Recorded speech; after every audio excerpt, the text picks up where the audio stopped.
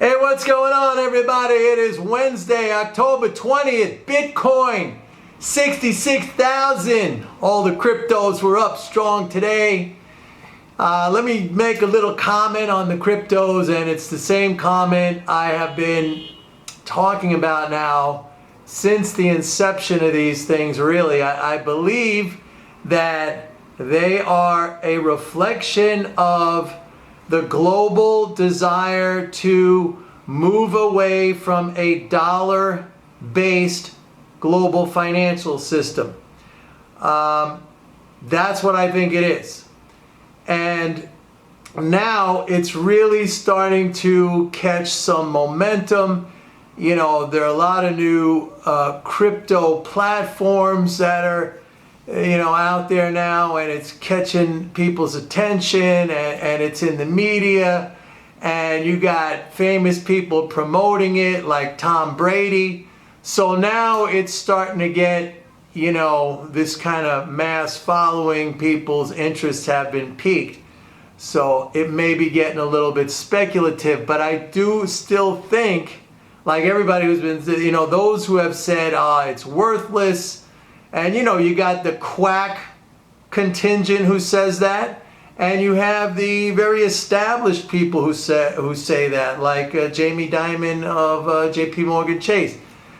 I think it is a manifestation of the people's desire, the world's desire, to shift away from a dollar-based global financial system, because the United States has shown itself to want to use the dollar system, as a kind of a weapon, through sanctions, through blocking people or entities out of the use of that system. So anyway, that's what I've been saying all along.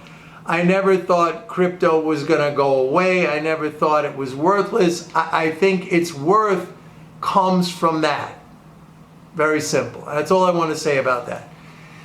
Market, we're getting close to Dow 36,000, folks. We're getting close to Dow 36,000. That was, I've been talking about that for months, because that goes way back to 1999, when there was a book that came out at the height of the dotcom bubble at that time.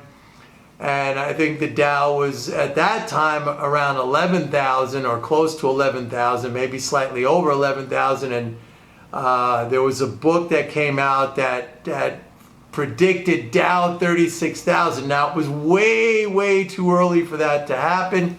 We were in that dot-com bubble. And I don't even want to say it was a bubble, because it may have continued. What the problem was at that time, if you were around, or if you know a little history about what was going on, is that the Clinton administration, in its second term, decided it was going to run budget surpluses. All right, now that was the freaking genius idea of Dick Morris, who was the political advisor to Bill Clinton. He said, we're going to beat the Republicans at their own game. We're going to run budget surpluses. Now, a budget surplus is the opposite of a budget deficit, right? Obviously. A budget deficit is a net transfer from the government to the non-government, a net transfer of financial balances. So when the government, like right now, or just in the fiscal year concluded in the 2021 fiscal year, when it runs a $3 trillion deficit, by definition, that is a net transfer of $3 trillion to the financial balances of the non-government. That's us and the rest of the world. Of course, it's not all distributed equally, as I say so many times, but that's what that is. And you see it very clearly in the savings, personal savings, which have gone up basically by that amount, okay? Now, a surplus is the opposite. It is a net transfer from the non-government, that's us, to the government. It has to take away, if it's going to run a $3 trillion surplus, it has to remove $3 trillion. That doesn't make us better off.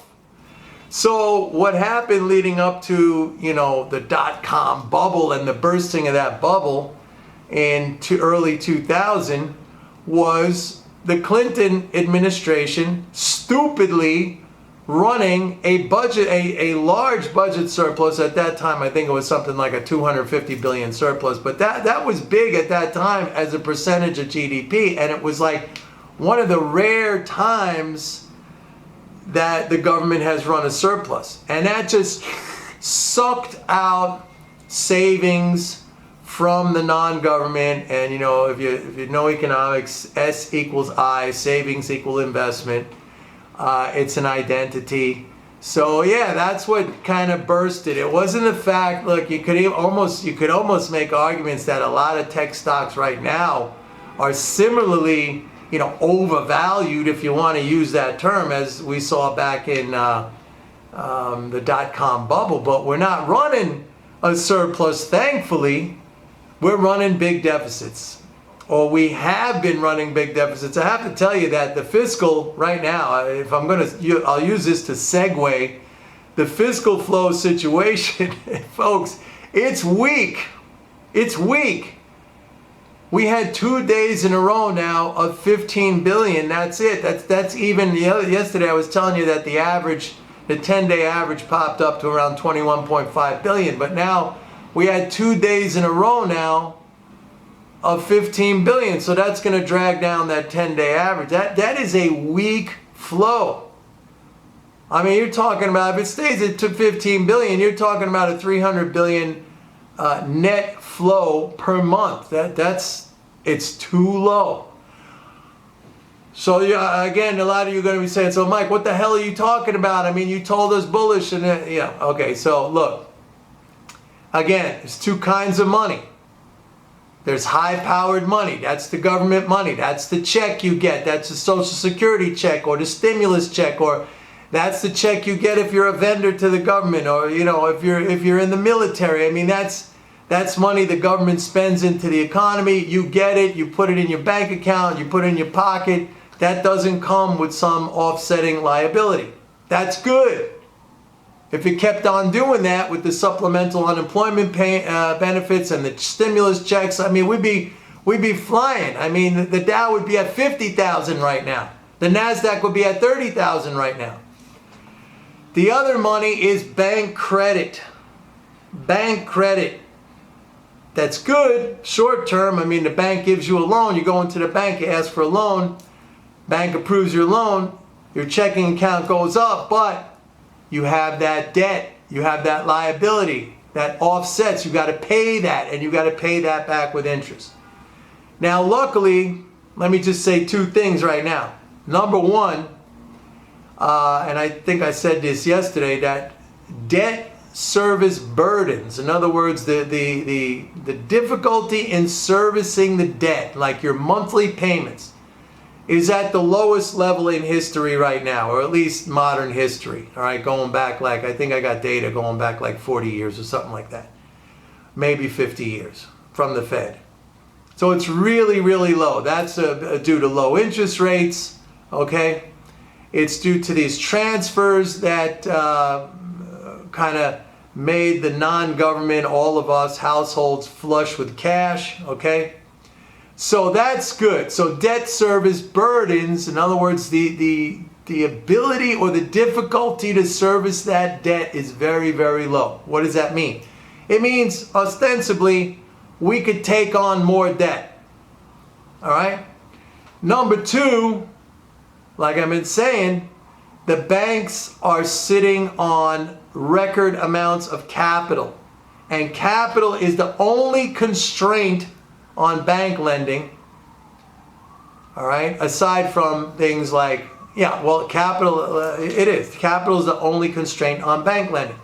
Now, we've had this situation since, March, where we've seen reserve balances go way up, and again, that all factors into leverage ratios, and that constrains the banks because their capital has to be applied now to a broader amount of assets, to a greater amount of assets.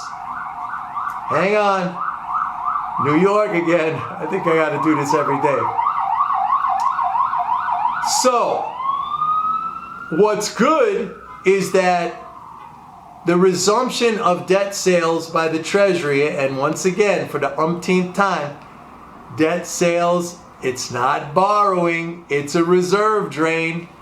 That should help to reduce reserve balances in the system, and it should free up bank balance sheets to bring on more assets, and those assets will be loans. So here's what I'm saying. Fiscal is really slow right now. Really slow. But I'm saying I think that we're going to see an expansion in bank credit, in lending. And that could sustain the economic growth and the market for a period of time, okay? Because once the debt levels start to get back up, and again, it's all about servicing the debt. But the Fed's talking about raising interest rates sometime, maybe now even in the first half of next year. We'll talk about that when the time comes. So right now, I still think the market is going higher. I want to see the numbers on lending. Tomorrow we're going to see reserve balances, and then Friday we'll get more bank data. And if what I'm thinking is happening, then we're in good shape. If it's not happening, that's something we got to talk about. But right now I'm saying I believe that's what's going to happen. The market's in an upward trajectory. We're going to see an expansion in bank credit, and that should support and sustain and push things higher for now. Anyway, hope you got all that. That's it for now. Don't forget, go to my website, pitbulleconomics.com. Sign up for a 30-day free trial of MMT Trading. See you tomorrow. Bye.